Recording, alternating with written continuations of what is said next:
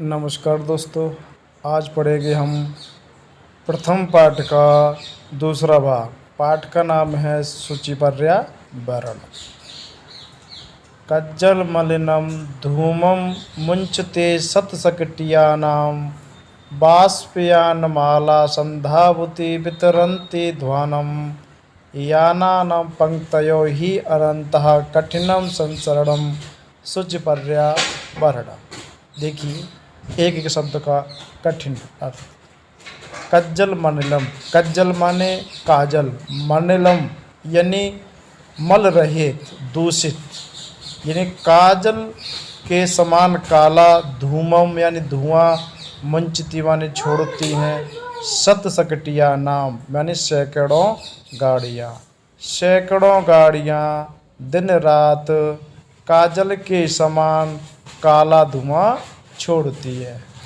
बाष्पयान माला, बाष्पयान माला कहते हैं रेलगाड़ियों की पंक्तियां, संधावती दौड़ती हैं, वितरंती देती हुई, ध्वानम माने ध्वनियाँ, यानी रेलगाड़ियाँ ध्वनि यानी ध्वनि आवाज़ देती हुई दौड़ती हैं।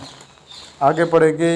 याना नाम पंक्तयो ही अनंता कठिनम संसरणम। याना नाम कहते हैं वाहन, पंक्तयो यानी पंक्तियों, यानी वाहनों की पंक्तियाँ, ही अनंतः ही माने निश्चय, अनंता माने अनंत, कठिनम यानी कठिन, संसरणम माने घूमना, यानी वाहनों की अनंत पंक्तियाँ लगी हुई हैं, वाहनों की अनंत यानी लंबी कतार लगी हुई हैं, उस पर उस अनंत पंक्तियों में अनंत लाइनों में घूमना भी कठिन हो गया है। और शुचि पर्यावरणम, और कभी कैसा पर्यावरण चाहता है? शुद्ध वातावरण चाहता है, शुद्ध पर्यावरण चाहता है कि उसको शुद्ध या स्वच्छ या साफ सुथरा पर्यावरण होना चाहिए। देखिए सत ये नीचे अन्वय दे रखा है। शतशकटिया नाम कज्जल मलिनम धूमम मुंचति बाष्पयान माला ध्वानम वितरन्ति संधावती ही यानानाम अनंतः पंक्तयो सन्ति संसरणम कठिनम अस्ति शुचि पर्यावरणम स्यात्। यानी हमको कैसा पर्यावरण होना चाहिए? शुद्ध, साफ या पवित्र वातावरण या पर्यावरण होना चाहिए। हाँ, तो देखिए जो हिंदी अनुवाद दे रखा है। महानगरों में सैकड़ों मोटर गाड़ियाँ काजल के समान मंडल यानी काला धुआं छोड़ती रहती हैं। रेलगाड़ियों की पंक्तियाँ कोलाहल यानी आवाज़ करती हुई दौड़ती हैं, क्योंकि वाहनों की अनंत पंक्तियाँ हैं, इसलिए चलना भी कठिन हो गया है। इसलिए पर्यावरण शुद्ध होना चाहिए।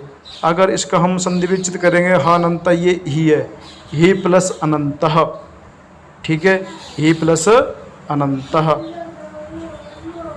हाँ दूसरा है वायुमंडलम वृषम दूषितम नाहि निर्मलम जलम कुत्सित वस्तु मिश्रितम भक्ष्यम समलम धरातलम करणीयम बहिरंतर्जगति तो बहुशुद्धि करणम शुचि पर्यावरणम। देखिए वायुमंडलम यानी वायुमंडल, वृषम माने अत्यधिक, दूषितम माने दूषित, ना माने नहीं, ही माने निश्चय, निर्मलम यानी मल सहित, जलम माने जल, यानी वायुमंडल भी अत्यधिक दूषित हो गया है और जल भी स्वच्छ नहीं है, साफ नहीं है।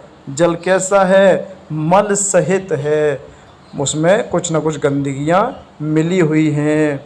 कुत्सित, कुत्सित माने बुरी, वस्तुएं मिश्रितम वस्तुओं में मिली हुई, किन में मिली हुई? भक्ष्य यानी भोज यानी खाने की जो वस्तुएं हैं उसमें भी कुछ ना कुछ दूषित पदार्थ मिला हुआ है। समलम धरातलम, समलम यानी मल सहित, क्या? धरातलम माने पृथ्वी, और पृथ्वी भी कैसी हो गई? मल सहित हो गई है, यानी इस पृथ्वी पर चारों ओर क्या है? मल ही मल, गंदगी ही गंदगी दिखाई देती है। करणीयम यानी करना चाहिए, वही यानी बाहर, अंतर जगती, अंतर माने अंदर, जगती माने संसार में, तू माने तो, बहु माने बहुत, शुद्धिकरण माने शुद्ध करना चाहिए। कवि कहना चाहता है कि हमको पर्यावरण को अंदर से और बाहर से बहुत शुद्ध करना चाहिए। शुचि पर्यावरणम, और कभी शुद्ध या स्वच्छ या साफ सुथरा पर्यावरण होना चाहिए। अगर इसमें संधि विच्छेद देखें तो देखो निर्मलम, इसमें विसर्ग संधि है, निर्मलम, इसका संधि विच्छेद हो गया नी प्लस मलम। और देखिए, और इसको करेंगे बहिरंतर जगती, तो इसका हम संधि विच्छेद कहेंगे बही प्लस अंतः प्लस जगती। इसमें भी तुम्हारी संधि है विसर्ग संधि। ये अन्वय दे रखा है कि प्रदूषण से वायुमंडल अत्यधिक दूषित हो गया है और जल भी क्या नहीं है, निर्मल नहीं है, स्वच्छ नहीं है, और खाने योग्य जो वस्तुएं हैं उसमें कुछ न कुछ मिले हुए हैं, और पृथ्वी भी मल से सहित है, मल से सहित है। और संसार को बाहर से और अंदर से बहुत शुद्ध करना चाहिए, पवित्र करना चाहिए।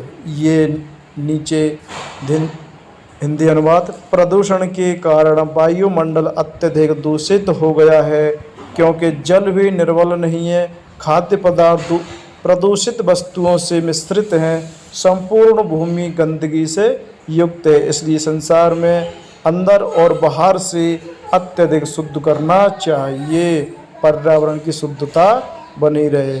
धन्यवाद। आपको वीडियो कैसा लगा कमेंट करके बताएं, लाइक करें, शेयर करें और सब्सक्राइब करें। धन्यवाद।